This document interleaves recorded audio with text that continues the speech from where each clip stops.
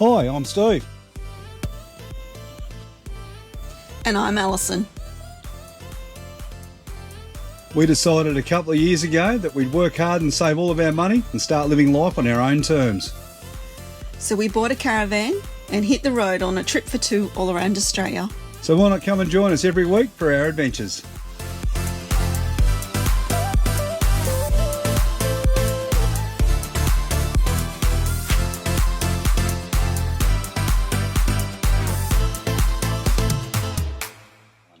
Well, just like I said on the intro, we're on our way out to Cameron's Corner. We've been home for how long now?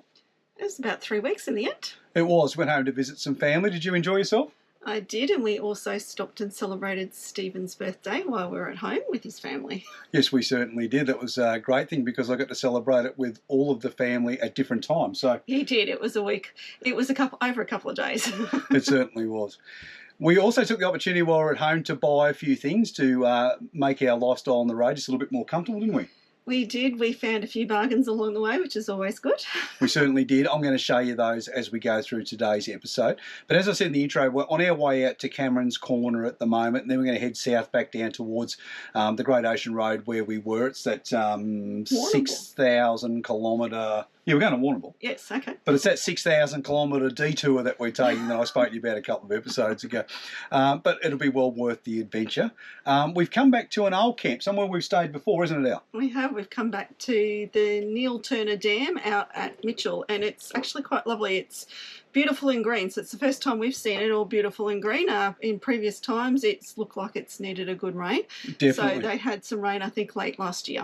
They certainly did, and it has really made a big difference to the place. We come out here on our initial, I want to call it our shakedown, shake out, whatever they call it. I was going to say, whatever the first big run that everyone does, they call it the shakedown tour, I think. Yeah, we come out for that point there, and then we're back out here again today. And we'll probably stay here, I think, maybe 3 or 4 days. We're going to ride out the cyclone. Well, we're not going to ride it out. We're going to wait here until the cyclone's past Brisbane. We just want to make sure that our family's okay before we leave, don't we? Yes, we were lucky. We left the area before the cyclone's really taken hold, and sitting just outside, I guess, the affected zone of the cyclone. So we'll wait and see, and hopefully get the thumbs up from the family that they're all okay. We don't need to return to Brisbane to give them a helping hand. Yeah, hopefully everything will be good and the cyclone bloody fizzles out. Anyway, we'll see what happens. Rightio.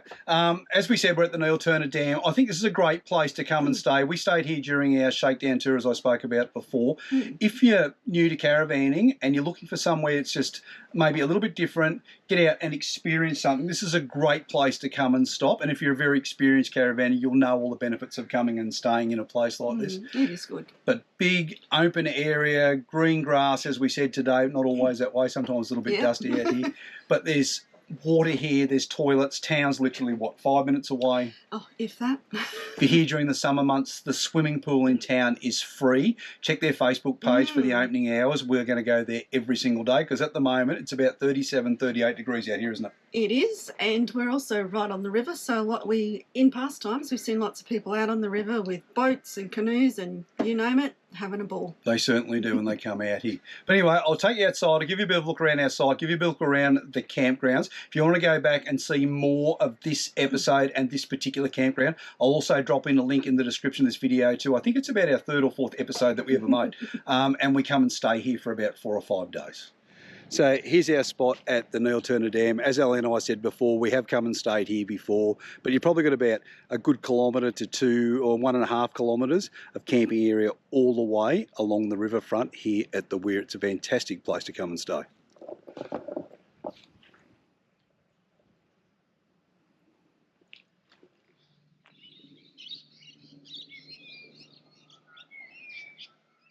When we were back in Brisbane, we decided that we wanted to update some of our gear. There's a few things that we'd seen other campers using and we're pretty keen to get our hands on. So you've seen me fill the caravan with water before. If you haven't watched that episode, how we used our reel pump to fill the caravan, and in this particular episode, even wash it, I'm going to drop a link in for you here so you can go and see that. There'll also be a link in the description of this video to that one.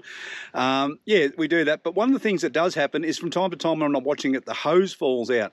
So we met a camper in Ararat and he said to us, you need to get yourself one of these, mate. So we went home and we ordered ourselves a standard ease Caravan water filler. Check this out. Here it is. This is our standard ease Caravan tank filler. What a great piece of kit. It's got a great little angle in it there so you can get it right down and inside the Caravan. I'll show you how this works in a second.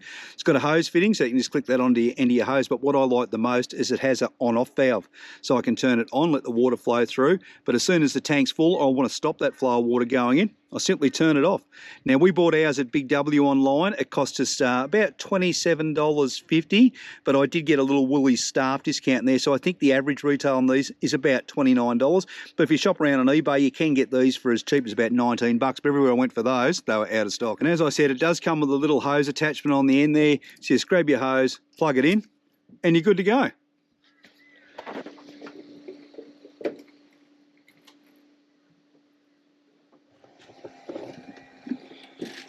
Righto, I've turned the pump on for the rule pump. All I need now is just turn my valve on and the water flows straight into the tank. How easy is that?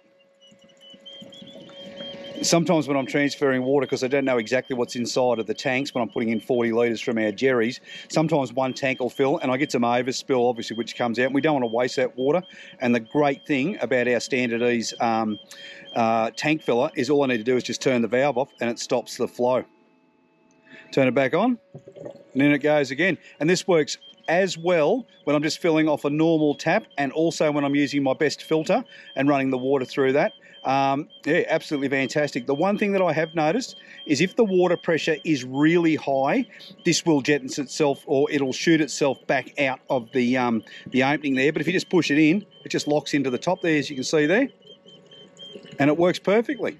So that's our standard ease tank filler for our Caravan. What a great piece of kit. Geez, I'm really glad that fella down in Ararat tipped us off on one of these. It's, yeah, works perfectly. I said a little bit earlier I bought it at Big W. I did, but I bought it from Big W online. You can't buy this in the retail store. But of course, once you buy online, if you're on the road and you're traveling, you can have it, as you know, delivered to any post box that you, or any post office that you like around the country.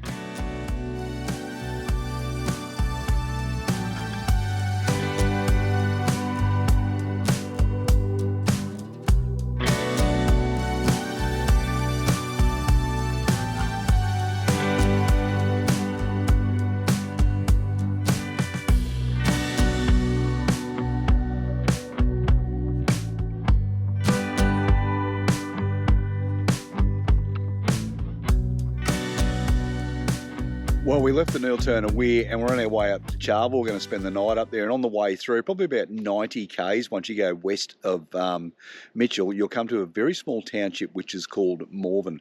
And we remembered on our way through that they offer some camping here, power and water for $10 a night. So we thought, bugger it, let's just stay here, because we had to do some washing and things like that anyway. So we've come in and we stayed here the night. The only thing is, in 2 years, the price has gone up 100%. It's now $20 a night. But I've got to say, you know, like you come in here, you're on the power. It was 38 degrees where we are here yesterday. It was a really, really hot day. So we were able to run the aircon and, more importantly, able to get some washing done. So the way that we equate it, $20 for the night. We get our aircon, we get a really good night's sleep. We get as much water to use as we need, and all of our washing's done. It's not a bad deal. I never saw our episode because it was very early in the piece when we stayed at Morven. This is typical of a site here. Your power, your water. It's bore water, but it tastes perfectly fine. Little bit of shade that you get from the trees. You've got the recreation fields that you can see over there. You can go and kick a footy around and do all those sorts of things. There's also toilets and a dump point here. So the water filler wasn't the only thing we bought while we were at home. We went to the Redcliffe show while we were there, and Shady Gear had a stand there. Now, we first encountered Shady Gear's privacy screens watching Buckaroony probably about 12 to 18 months ago, and we thought straight, I said to Alison, geez, this is a great piece of kit. We really need to go and have a look at these. So we stuck it on our little list of things to investigate or potentially buy in the future. When we were at the Redcliffe show, we met the lovely Jan. She owns Shady Gear, and I've got to say, as soon as we saw the product, the quality of the product, Jan explained it, and all of her product knowledge that comes along with that, we instantly bought it. Now, they're not cheap. We bought the end privacy screen, and we also bought the top piece, which fills in the gap between the top of your Caravan arm down to your screen, so everything sits nice, and I'll cut in all the footage of this as I'm talking. It cost us $278. We also got a storage bag. Now, the storage bags retails for about $35, and we got the large one because we want to continue our collection of Shady Gear. Our next step is to buy the full side awning, but what a quality piece of kit. Check this out. This is our Shady Gear privacy screen. As I said before, we absolutely love it. I tell you what, it really cools underneath the awning. The wind flows through this side, and as it goes through, it sort of disperses, and it definitely cools down. I do a lot of work under the awning, particularly when I'm sitting out there on long days doing a little bit of editing, and can get extremely hot. The other thing that we bought as a part of the package is we bought the top section. It's made of canvas, and it is really, really easy to fit onto your caravan. There's 5 anchorage points, as you can see along the top there, all in Velcro, and each end has a tie that you just tie off to the end of the awning support. Yeah, but really, really easy to install. It took me less than about 3 minutes to stick it up, and I'd never set one up before. It's lightweight, it's easy to carry, all fits snugly inside of that carry bag that I showed you a little bit earlier. It was expensive, but it's a great investment, particularly if you're on the road for a long time. We've tried the Audi ones, and they last about 30 seconds when you're full-time travelling. Our next investment is we'd like to buy the side one that goes along the side of the van here, just to give us that further privacy, particularly before we get to Western Australia and we're getting hammered by sand by those winds on the West Australian beaches. I'll just finish by saying we have no commercial arrangement with Shady Gear. We said to you, I think it was in episode 2, that whenever we found a good quality product, we would show you what that product is, and we're happy to share that.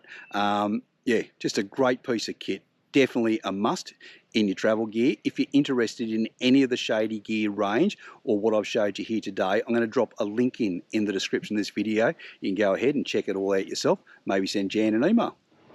All right, we're just gearing up, ready to go. I was just finishing up a little bit of washing up before we head off towards, where are we going today? We're going out to Quilpie, aren't we? By Charleville. We're going to do some shopping in Charleville, yes, we certainly are. And get fuel, because fuel's pretty cheap out there. It's going to go and pay our donation up at the camp here in Morven. I tell you what, it's great value. Even though it's $20, it is great value for power and water, isn't it, Al? It is. So if you watched our last video of them when we were here, it used to be $10. Now they've put it up to $20, and I think unpowered is $10 now. Yeah, it certainly is. And it used to be unpowered was free, wasn't it? I think so. So there has been some changes if you come and stay here. Definitely, but they do look after the area here. Toilets are cleaned every day. They've got a dump point and all those things that I mentioned a little bit earlier.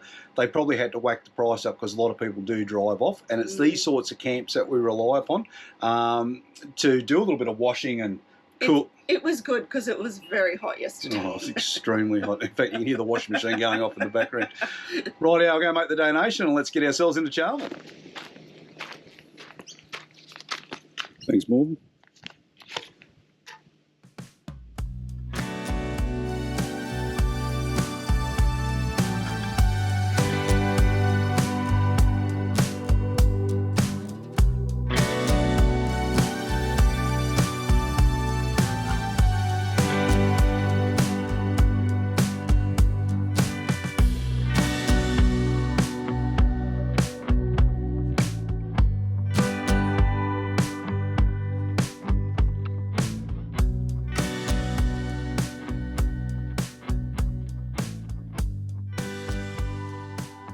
So we just pulled into Quilpie and we're topping up with water. When you come into town, because it's an RV friendly town, you go to the information centre and they have a big long hose that comes out to the street. You fill up all your water tanks. It's absolutely fantastic.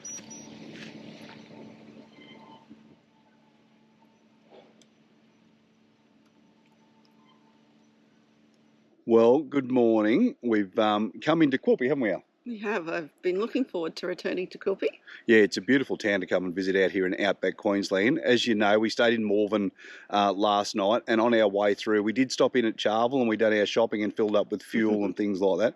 We didn't film anything in Charleville. We have shot an episode there before. That's also a great Queensland country town to come and see. I will drop in a link if you want to go and watch that video. It'll either be here or it'll be in the description of the video. But yeah, Charleville's nice, isn't it? It's a great little town. It certainly is. So we made our way out to Quilpie, as we said, and we were going to go to the free camp, which is on the Baldy River, and that's where we stayed last time that we were in Quilpie. But when we were talking to the person at the information centre, they said to us that it's going to be a bit hot and dusty out there now. It was already 43 degrees when we arrived here, wasn't it? It was. We couldn't believe it.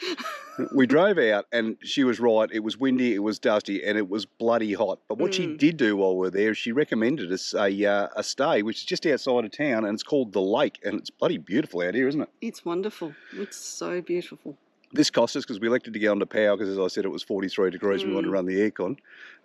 This was $35 for the two of us to stay here for the night, but there's other camping options here. So this morning I'm going to take you a walk around the property because it is a working station, isn't it? It is a working station, yes, and they've made a beautiful little, I guess, part of their property where we can come and camp and enjoy the property. They certainly have. So I'll take you a walk around, show you a couple of different camping options because each one of the camping options comes with a different fee. It does, yeah. There's a whole lot of different options if you want to come and camp here. Catering for the more economical up to, as Stephen said, we've got the drive-through site, the Caravan, we've got power and water. So yeah, it's pretty good. It's really good. Anyway, let's go for a walk.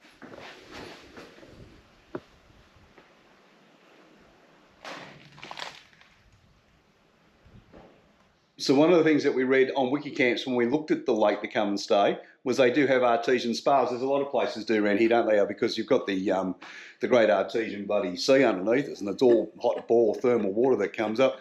But this one has the bathtubs. You can come sit out here, watch the night sky. Check this out.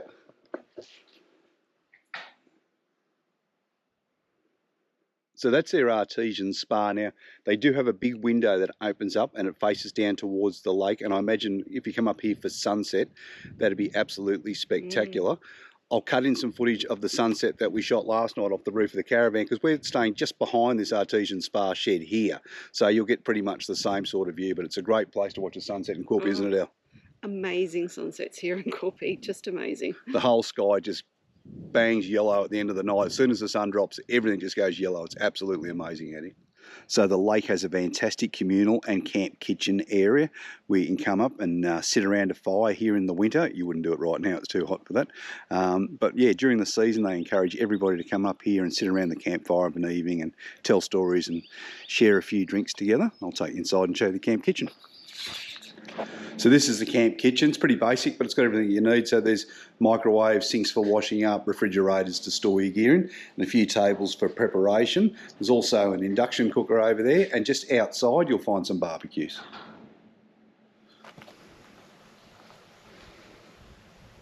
Just like we showed you, we're staying on a drive-through powered site here, and we only opted for that simply because it was bloody 43 degrees when we arrived there. And today it's predicted for the same temperature, isn't it, Al? I think it is, yes. It's very warm out back at the moment. It certainly is. But there's a couple of different camping options when you go here, and there's also some cabin accommodation options, and I'll show you the cabin accommodation a little bit later on.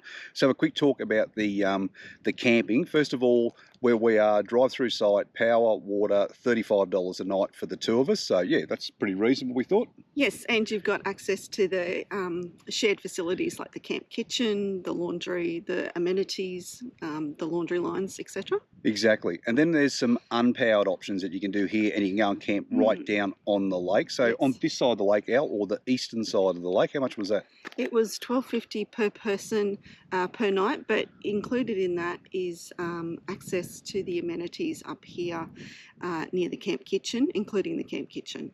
Yeah, that was great. And if you want to be totally independent, but you just want to enjoy the lake, the homestead charges you $7.50 per person to camp on the western side of the lake. But what I'll do is I'll throw the drone up because that'll give you a bird's eye view of all of the options. But we are going to go for a walk down to the lake this morning, aren't we? We are. I'm looking forward to it. Let's go and check it out.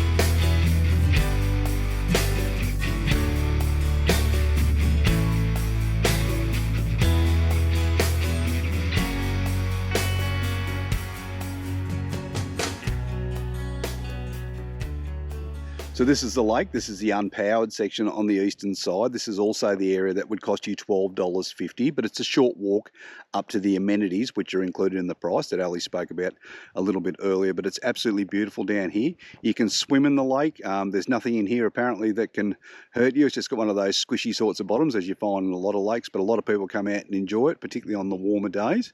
And if you look across to the other side of the lake, that is the western side, and that's where it would cost you $7.50 to go and camp over there for the night with no access to any of the amenities. But I imagine this area is very, very popular, particularly in the winter. We just opted for the drive-through site this time only because of the heat. So if you're not into your caravanning, or you're just sick of the caravan and you want to break away, there's some different accommodation options when you come and stay here at the lake. I'll drop in the link to their website in the description of this video and also on the screen, and you guys can come and check it out for yourselves if you want to come and stay here. But they also have a couple of cottages that you can stay in, or you can go and stay in the shearers' quarters. Yes. And they're all equally as beautiful. It's just like they're old outbuildings. You can see they were used here from the shearing days, but they've done them up. They're absolutely beautiful. This is the one-bedroom cottage. We can't go into any of them because they're obviously been cleaned and they're locked and ready for people to use once the season starts again. But what a great place. You can see, you look right out across the fields here, little fireplace over there, and out across the plains of Quilpie. It's fantastic. The one-bedroom cottage also comes with its own little artesian spa. How good's that? And the other type of accommodation here at the lake is the shearer shed, and we quite like this one.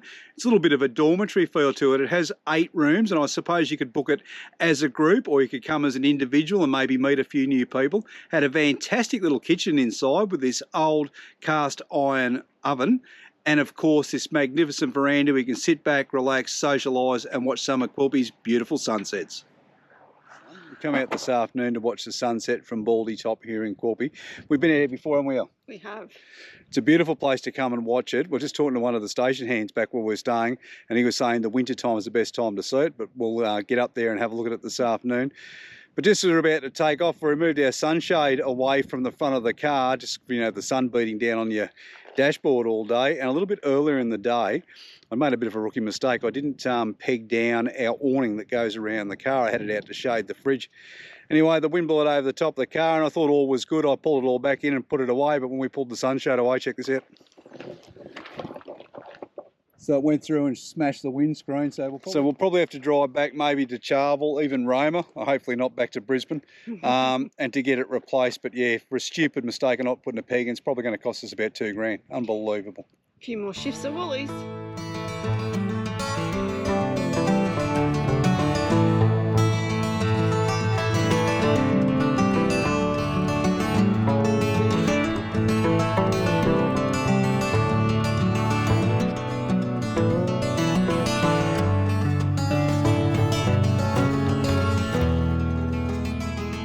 Come to the top of Baldy Top. That's a little bit hard to say, the top of Baldy Top. Anyway, we're here.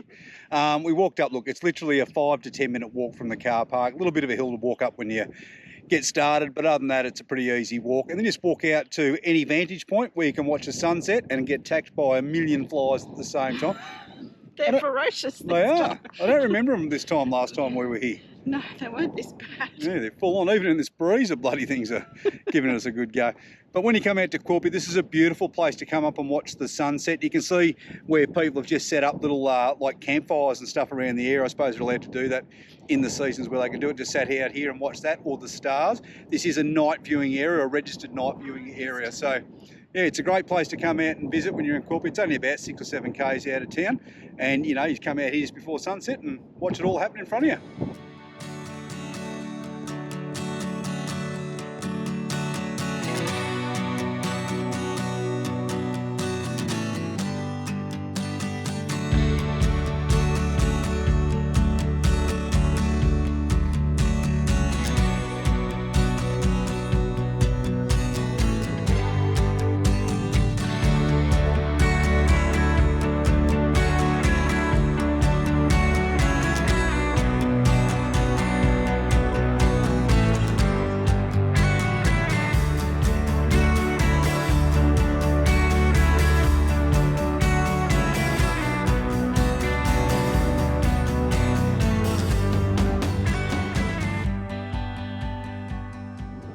So we just left the lake. That was a great place to stay, wasn't it, Al? Oh, it was wonderful. Definitely put that one on your list. Yeah, we're going to make a plan to come back and do that in the winter, in the future, after we finish touring around Australia. That should be fantastic.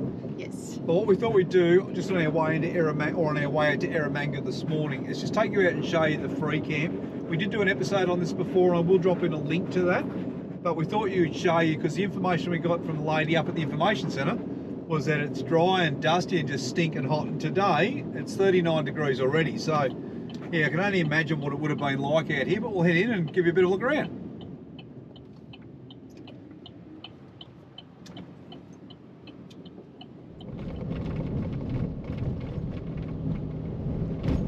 So this is the free camp I told you to just pull in and have a quick look at, and I've got to say the information we got in town was 100% right. It's really dusty out here at the moment and it's stinking hot. It wouldn't have been a nice place to stay.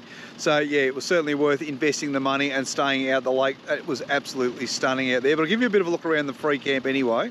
So this is the free camp. It's on the Boolaroo River. You can see here, and I think this might have been for some flood damage, because last time we stayed here, this was all grass through here.